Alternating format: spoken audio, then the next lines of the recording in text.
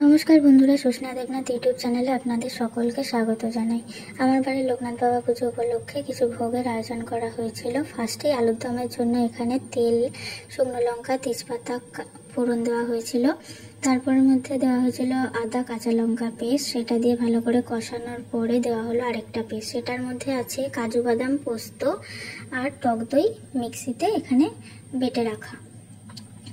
তারপরে দেওয়া হবে ভালো করে, এটা ভালো করে কষিয়ে নিতে হবে। তারপরে ভালো করে কষানোর পরে এখানে দিতে হবে টমেটো পেস্ট দিয়ে ভালো করে এখানে কষাতে হবে। তো কষানোর পরে ভালো করে কষিয়ে নিতে হবে। তারপরে দিতে হবে লবণটা এখানে মুঠ হিসাবে দিতে হয়, একটা মাপ আছে। সেই মাপটা যদি কেউ না জানো তাহলে কমেন্টে জানিও, নেক্সট ভিডিওতে আমি বলে দেবো কী পরিমাণে দিতে হয়। তারপরে দেওয়া হলো এখানে জিরে, ধনে আর হলুদ, এটা জলে গুলে রাখা হয়েছিল, সেই গুঁড়োটা এখানে দেওয়া হলো। সেটা দিয়ে কষানোর পরে সিদ্ধ করে রাখা আলুটা এখানে দিয়ে দেওয়া হবে। দিয়ে দেওয়ার পরে এখানে ভালো করে কষিয়ে নিতে হবে। ভালো করে না কষালে তো ভালো হবেই না, জানেন আপনারা সবাই। ভালো করে কষিয়ে নিতে হবে। কষিয়ে নেওয়ার পরে এখানে তারপরে জল দিতে হবে।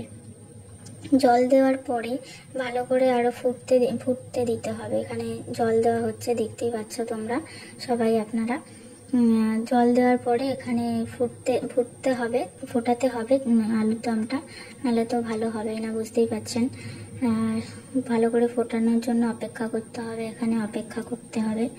ভালো করে ফুটে গেলে তারপরে আলুর দম এখানে নামিয়ে নিতে হবে। তারপরে এখানে পোলাওর জন্য গোবিন্দভোগ চাল, সেটা আমাদের বাড়িতে মশলা করা হয়েছিল 10 রকম আইটেম দিয়ে, সেটা দিয়ে মাখিয়ে রাখা হয়েছিল আর ঘি দিয়ে। তারপরে এখানে ফোড়ন দেওয়া হয়েছিল তেলের মধ্যে, সেই ভিডিওটা আমি নিতে পারিনি, তার জন্য ক্ষমা প্রার্থী। আর এখানেও নুনটা একটা মুঠ হিসাবে দেওয়া হয়, সেই মুঠটা যদি কেউ না জানেন মানে পরিমাণটা, তাহলে নেক্সট ভিডিওতে আমি জানিয়ে দেবো। যদি না জেনে থাকেন তাহলে কমেন্টে জানাবেন। তারপরে এখানে দিয়ে দেওয়া হলো কিশমিশ আর কাজু বাদাম, সেটা দিয়ে এটা অপেক্ষা করতে হবে ফোটানোর জন্য।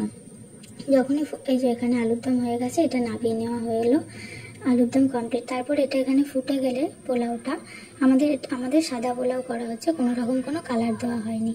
তো এটা ভালো করে চাপা দিয়ে দিতে হবে, দিয়ে গ্যাসটা বন্ধ করে দিতে হবে। 15 মিনিট অপেক্ষার পর এটা খুলতে হবে ঢাকনা। পুরোটাই এটা সাদা করা হয়েছে, এটা কোনো রকম কোনো ফুড কালার ইউজ করা হয়নি, পুরোটাই প্লেন করা হয়েছে। তারপরে নামিয়ে নেওয়া হলো। নামিয়ে না নিলে তো এখানে ঝরঝরা হবে না, চাপাই থাকবে। তারপরে নামিয়ে নেওয়া হলো পোলাও, আলুর দম, তারপরে করা হয়েছিল পায়েস, আর এখানে করা হয়েছিল লুচি। তারপরে ভোগ নিবেদন করার পালা, ভগবানকে ভোগ দেওয়া হলো।